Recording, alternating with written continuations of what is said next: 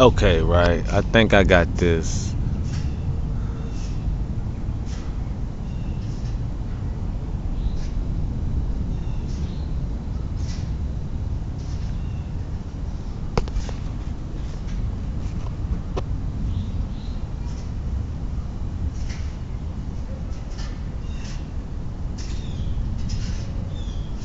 Okay, I think I got this conscious thing figured out, right? Okay.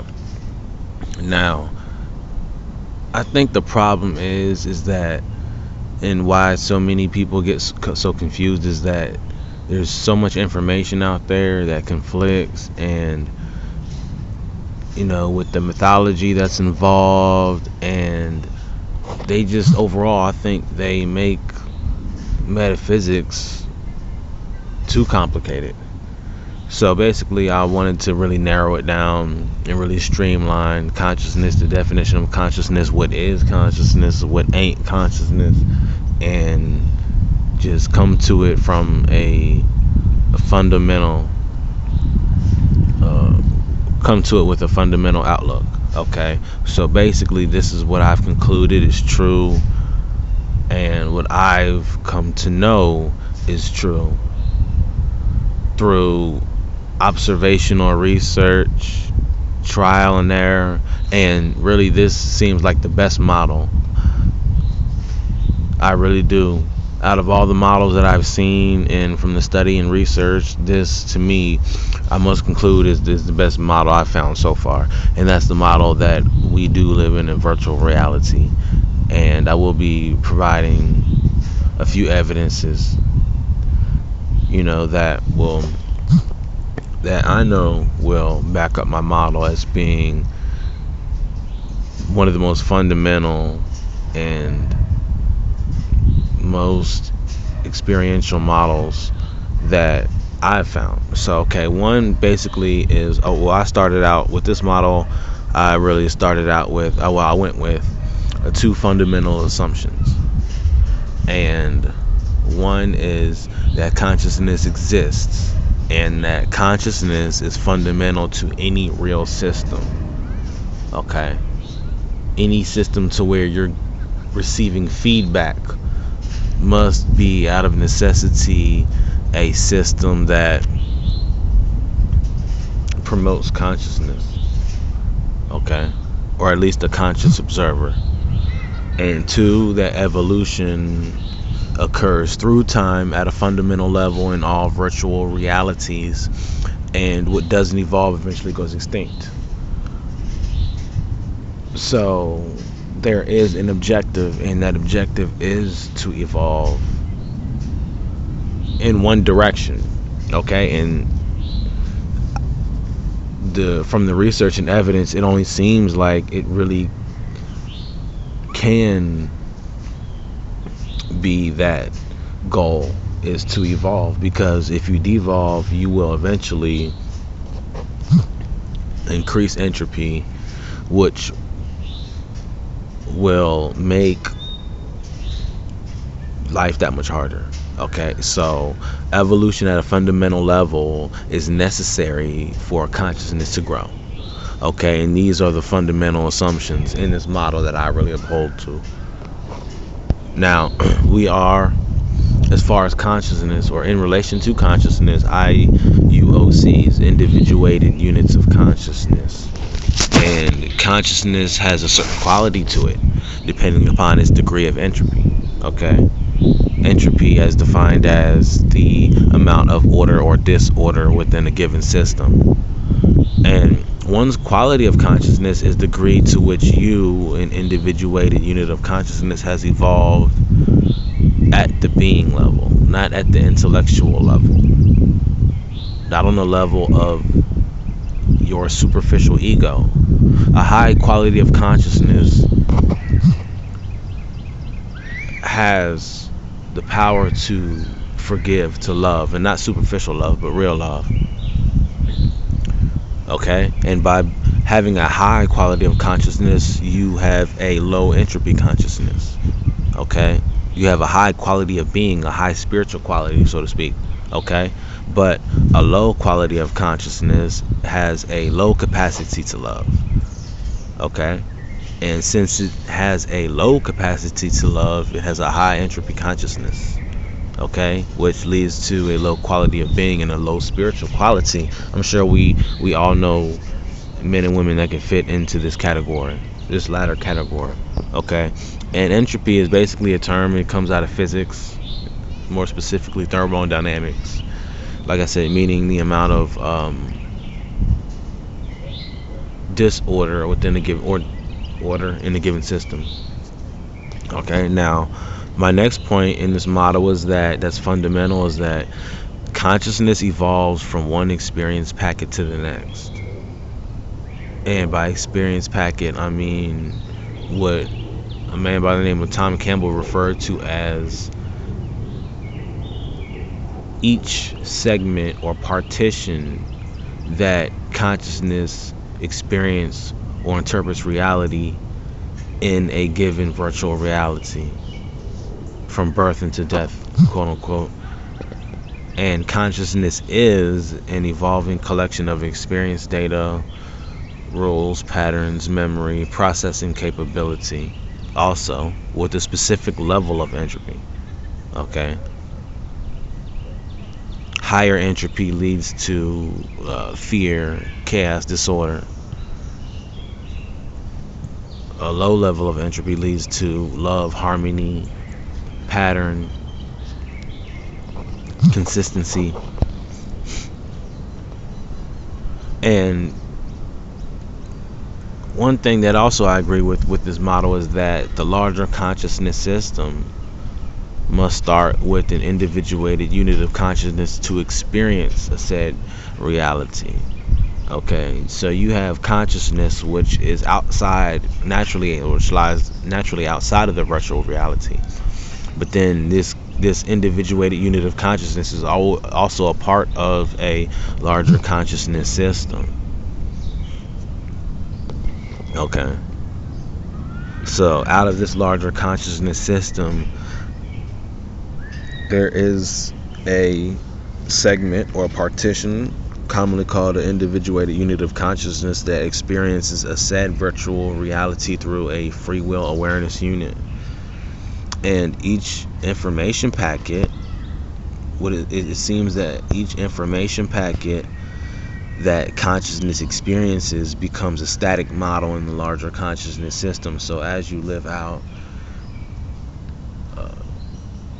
your life, your reality model, then when you die, that information in that statistical data is recorded in the larger consciousness system. Some call it the Akashic records, etc. It becomes a static model. So you're actually stored on file in the larger consciousness system, whoever you are right now, and your predispositions to do pretty much everything and anything, depending upon genetic data, algorithms, etc. Your life becomes a static model which someone can still tap into and ask you something or get feedback depending upon the probability. So you can have actually somebody who made the transition 200 years ago. You can tap into that larger consciousness system and access that data file and find out information and receive the feedback. You would receive would be that which was the most highly probable that that person would have said if they were still alive.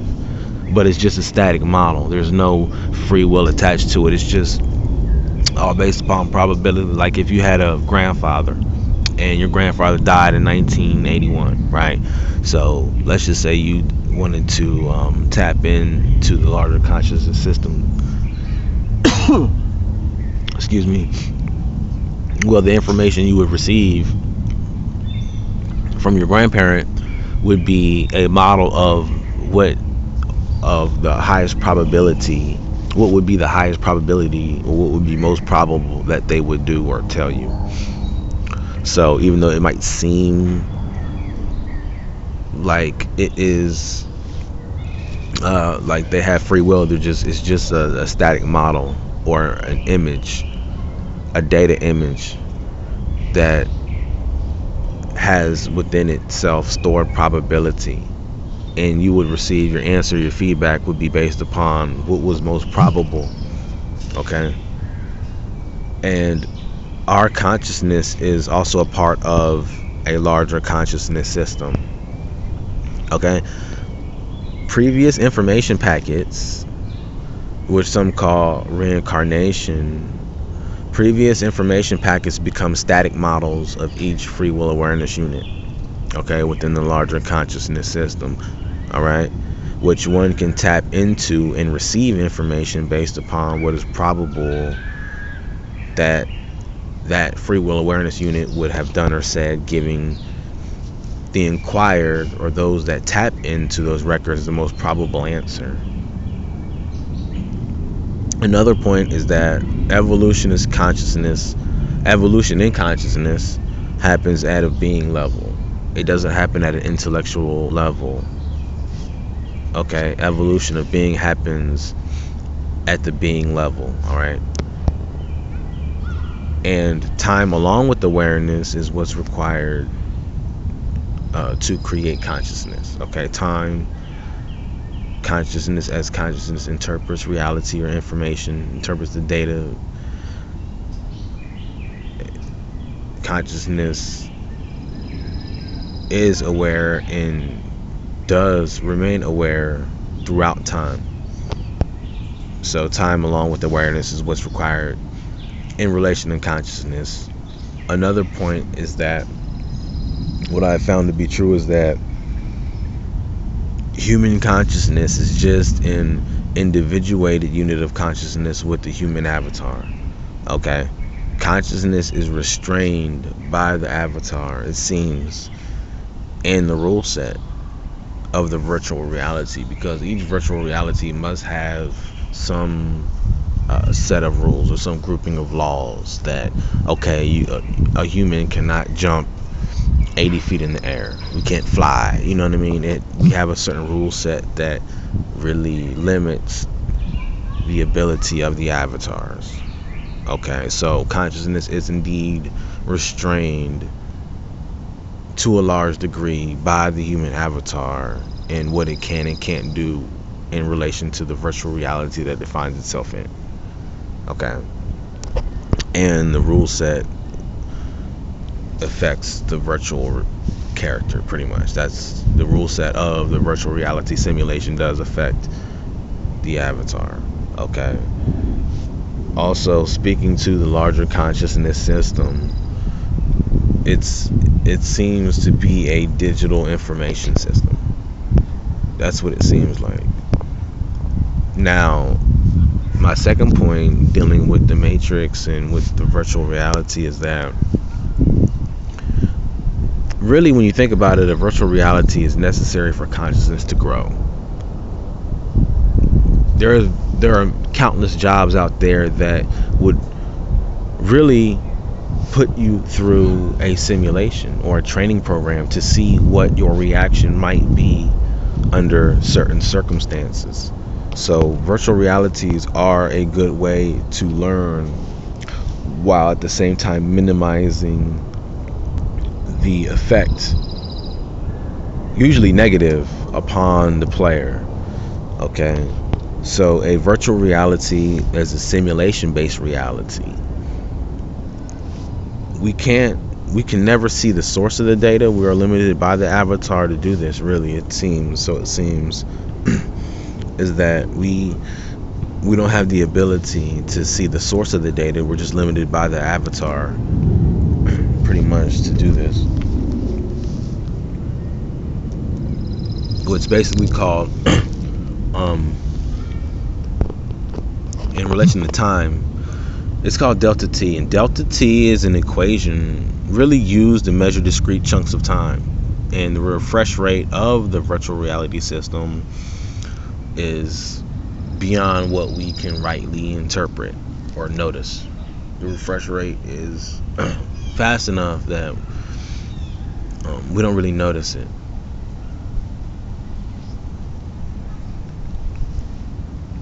Which your average computing refresh rate is around 60 to 100 20 times a second. The virtual reality was probably a developed way of communicating between two things. You see, there must be a server or something to compute this reality that exists outside of this virtual reality. It's pretty much computer science is what it seems like, and in a virtual reality, it is through structure and order that we gain content and meaning, and interaction between avatars within a virtual reality either stimulates or degenerates evolution at the being level, because remember, it's all about evolving at the being level. That's what seems is most important, not intellectually, but evolving really at the being level. So, and for that matter, anytime you create a system with a rule set, you also create a virtual reality. So it shouldn't be something that we look at as foreign or alien, because anytime you create a system, a closed system, with a rule set, with the ability to attract consciousness, in that instance you create a virtual reality. So there are virtual realities everywhere, and experience usually is the best teacher. So the limit of consciousness within the virtual reality actually depends upon the restraint of the rule set. If there's a more stringent rule set, then that limits the capacity of expression, or to express. But it can be good too when you have various levels of consciousness, and let's just say all IUOCs aren't on the same walk or path. Some are young, some are a little bit more mature acting. So that a virtual reality seems like, with one that has a strict rule set, seems to be a good model for those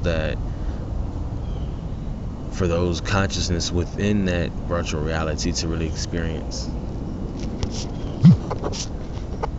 So, and also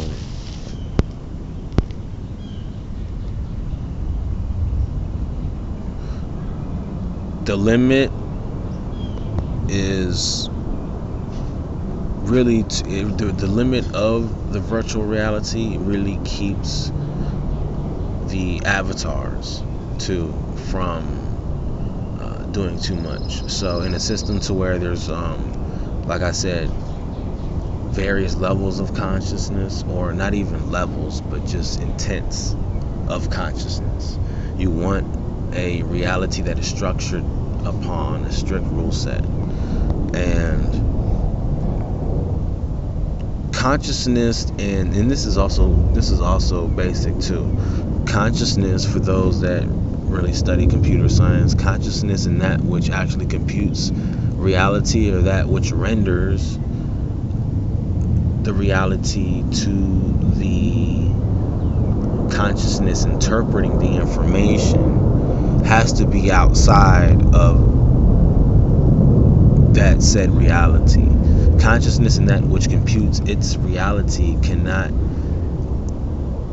be in the virtual reality. It can't compute it. So the virtual reality can't compute itself. So we often call this dimension, where that which computes the reality for the gamer and consciousness, we call that non-physical. Okay, that is the non-physical reality. NPMR, non-physical matter reality. So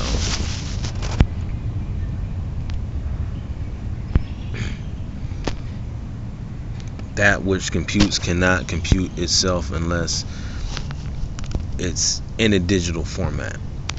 Okay, so that which computes cannot compute itself unless it's computing a part of itself in a digital media.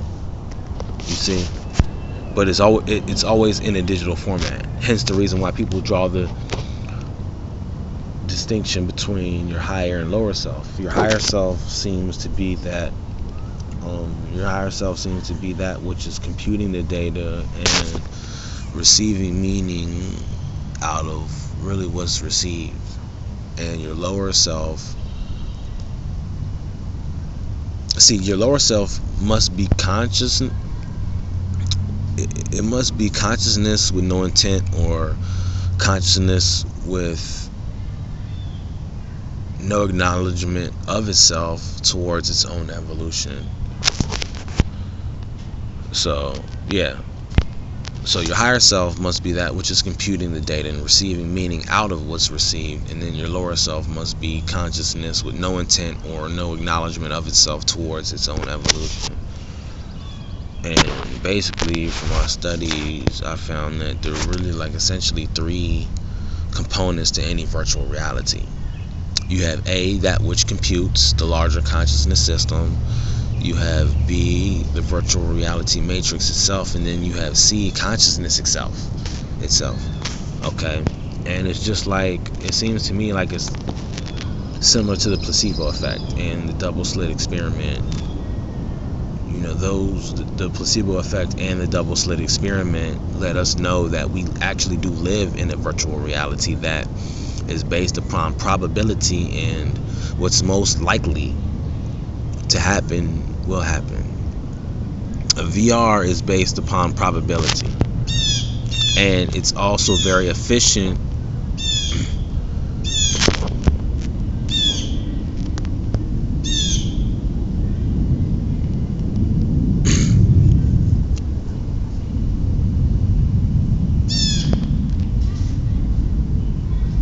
excuse me.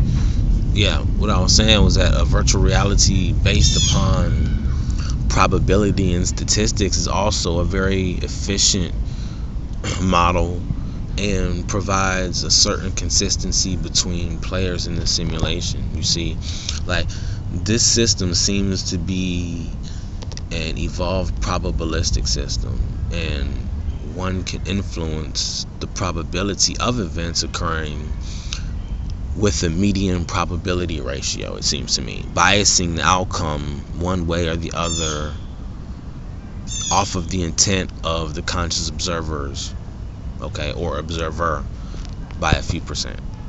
Okay, so it seems to me like you can bias the probability of events occurring within a median probability ratio, okay, because you got a couple percents that you can really work with.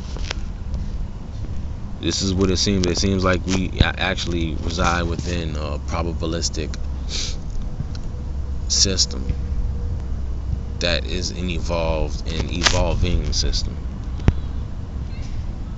So, by living in a system that's probabilistic in nature, you can bias the outcome one way or another slightly enough to really collapse certain events into reality out of, let's say, metaphorically speaking, a huge cloud or database of probability, or a database of probability stored in the cloud. Okay, either way. And this VR called Earth has a tight rule set, like I've said earlier, and provides you with immediate feedback in the form of consequences to our actions. The whole you reap what you sow principle. Okay. And if there is a certain degree of uncertainty within a system, this can allow consciousness to bias a specific outcome. So consciousness could be used to bias the specific outcome, thus collapsing that outcome into reality, thus occurring. But it seems like the more conscious observers you have that observe the same thing really diminishes the probability of you biasing what you want to happen over that which was already interpreted. So let's just say if there was a tree in the middle of the forest, right, and everybody that came to this park saw the tree, that tree, or the probability of that tree being there tomorrow, the next day, the day after that, is pretty high. So it would be pretty hard for me to really bias the probability of that tree not being there when so many other conscious observers have seen that tree and expect that tree to be there. So they've increased the probability of that tree still being there. Okay.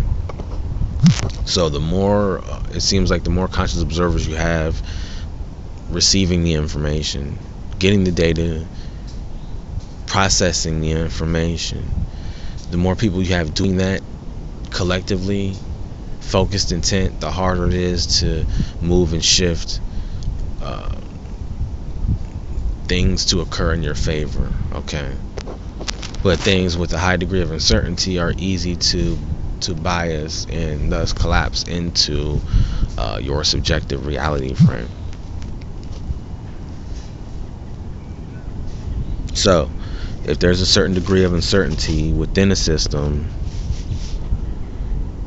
this can allow consciousness to bias a specific outcome. Okay. Probability is the likelihood of one or more events happening divided by the number of possible outcomes. That's the definition of probability, or not the definition, but it's basically the likelihood of, well, let me just say, or it's the number of favorable outcomes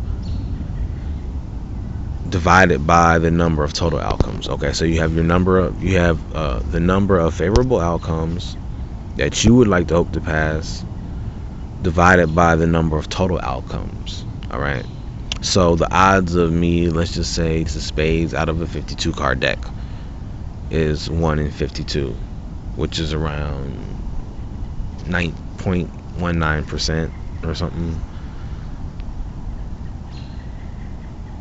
See, or the probability of me drawing a second card, okay, the probability of me drawing a second card out of the deck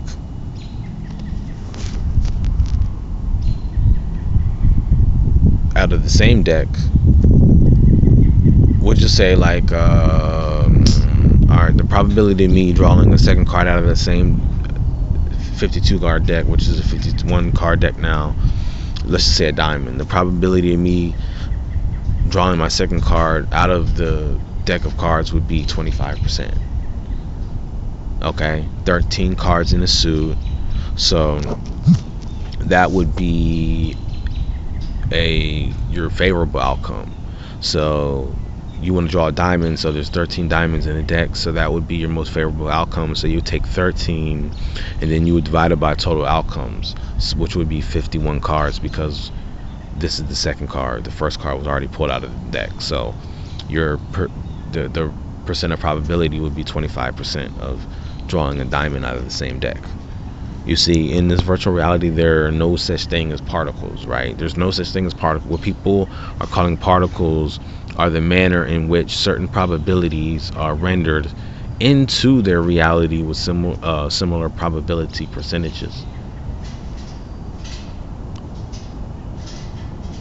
And basically, I've came to find out that this seems to be the best model by really using the other side of my brain, my left brain. You know, I'm a natural intuitive, but I'm starting to realize the importance of thinking with both sides of your brain equally, you know, as in relation to the interpretation of information. Okay, with this virtual reality model. Now, the last point that I really want to really confirm as me coming to the conclusion that this model makes the most sense is that consciousness, when it comes to the avatar, consciousness is playing a role through an avatar. Okay, so consciousness outside of a said virtual reality is playing a role through an avatar, which is the free will awareness unit within the virtual reality. Okay, However, individuated units of consciousness are already a part of the larger consciousness system. So you have your IUOCs, which are your individuated units of consciousness, and then you have your free will awareness units. Okay, well, let me just start from the top and work down. Okay, you have your larger consciousness system, which is like the cloud, and then you have your individuated units of consciousness, which are units of consciousness really stored within that cloud. Okay, they don't have to be necessarily in a specific place in the cloud. They can be scattered throughout it, but it's just like a file on your hard drive. It's not stored in one specific location. It's spread out throughout the entire hard drive. So your individuated units of consciousness would be the same. Okay, they would be just spread out throughout the entire consciousness system, or the cloud. Okay, and then you have those which are units of consciousness. How they grow is experiencing various virtual reality systems. Okay, so in order to experience a three-dimensional virtual reality construct, it's the best way to experience it and learn from it is through direct immersion. Okay, through immersion, you must be immersed within this virtual reality. And remember, each person is getting their own personal data stream, subjective data stream. Okay, so each person within this VR called Earth is receiving its own is plugged into the system, into the matrix, and is receiving their own personal data stream. Okay, through the senses of the specific avatar, which are 5, 6. Okay, and consciousness is the will or the force behind the locomotion of your avatar, of your human body. Okay, it is the interpreter of the data. It's that which is in charge of moving the body through life. Okay, it's consciousness, which is plugged into the virtual reality. And another thing too is that since you do receive your own personal data stream, like if you were playing the game and you were playing Call of Duty, okay, you would have your own server, or that which connects you to the network, okay, which would be your PlayStation. Okay, and then at the same time, once you connect, you can also link up with other players in the same game. Okay, so you do have your own server, so to speak, which is the game, experiencing that or operating or moving an avatar in that same game, while somebody else might also see you and recognize you and be able to talk to you, but they're recognizing and talking to you through their own data stream and through their own server that's rendering them that data. So it really is subjective at the end of the day. Okay, so you have the larger consciousness system, which is pretty much the cloud, and then you have consciousness, which is spread out through that cloud, and then you have consciousness wanting to evolve, taking segments of itself, and will really taking segments or portions of consciousness and really plugging into a virtual reality, or plugging their consciousness into a specific VR and learning from that virtual reality. Okay, now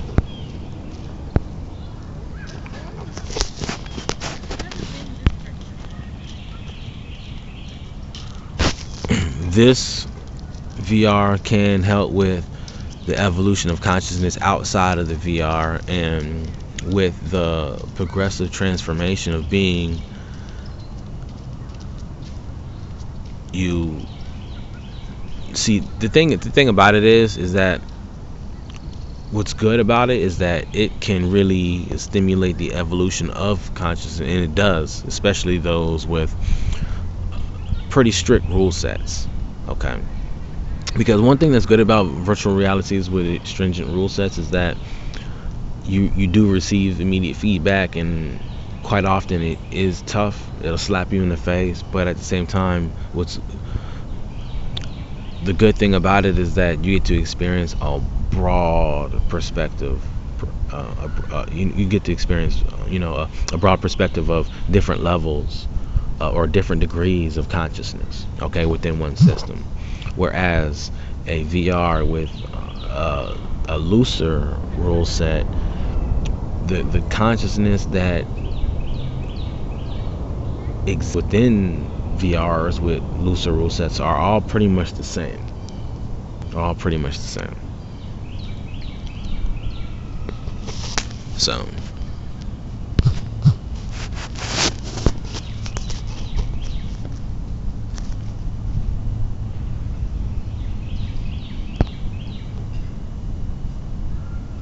when you go through the progressive cycles of simulations,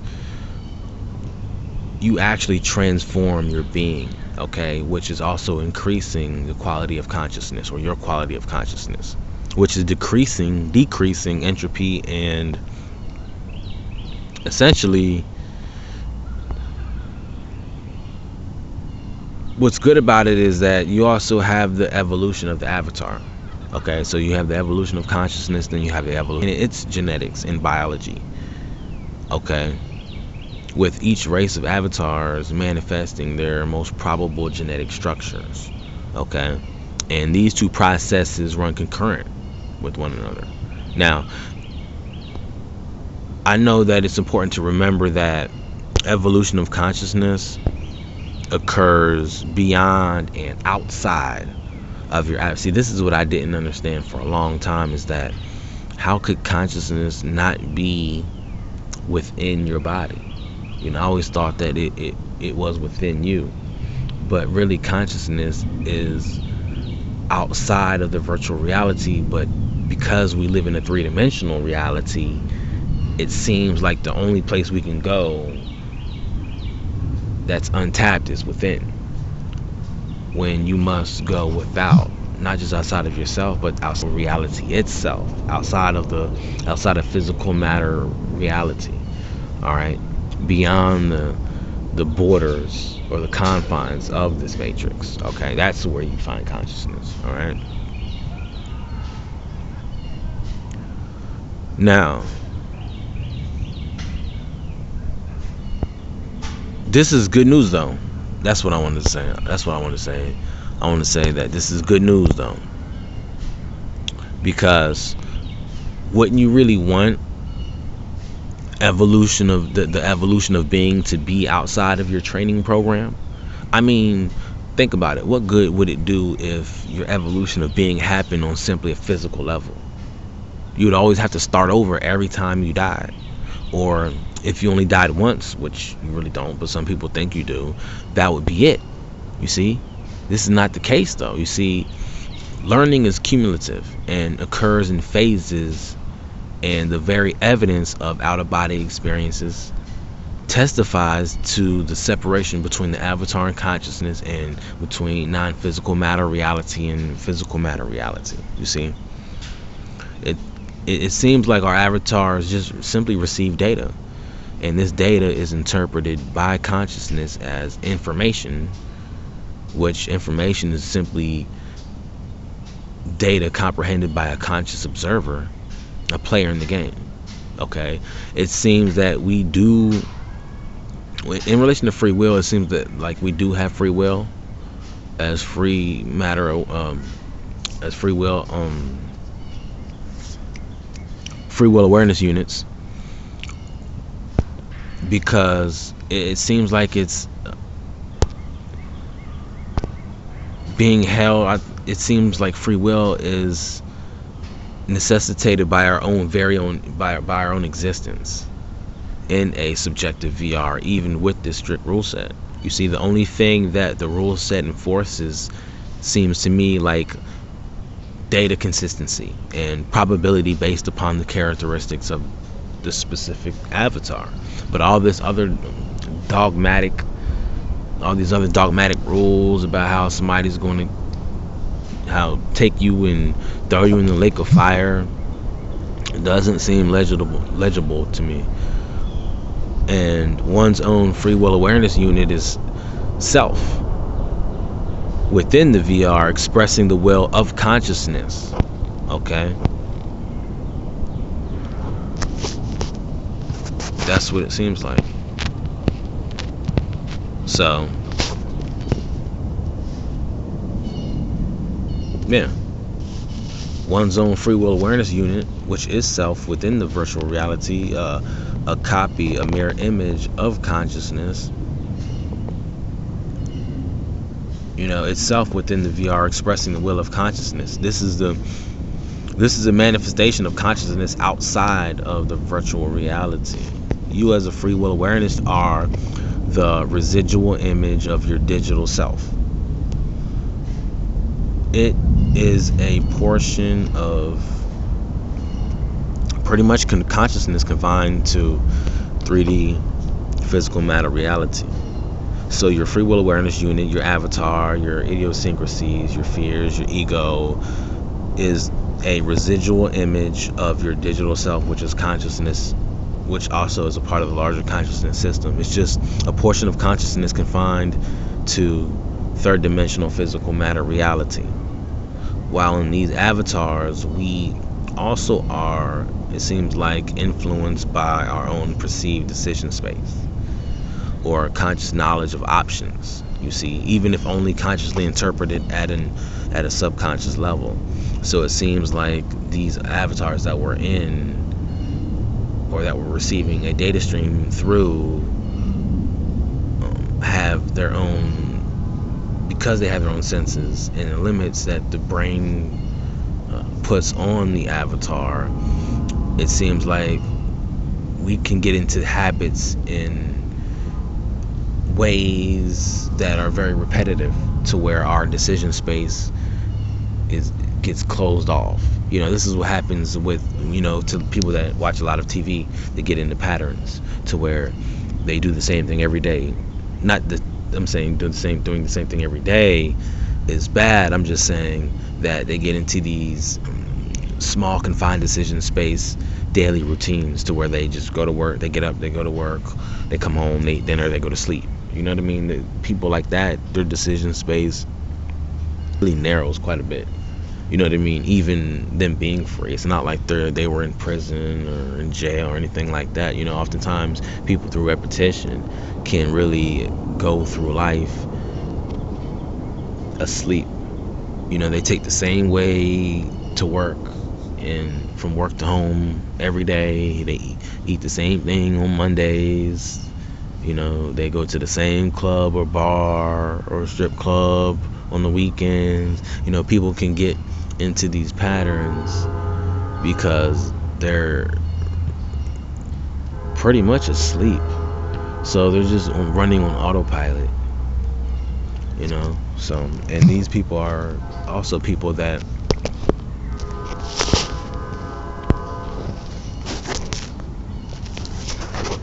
really do not get the most joy and satisfaction out of their lives. So once again, I just like to close this segment really, and just this is the model of life being a virtual reality, and Matrix seems like one of the most solid models that I can think of. And if you got something that seems more solid than this, then I'd love to hear it. But until then, clocking out.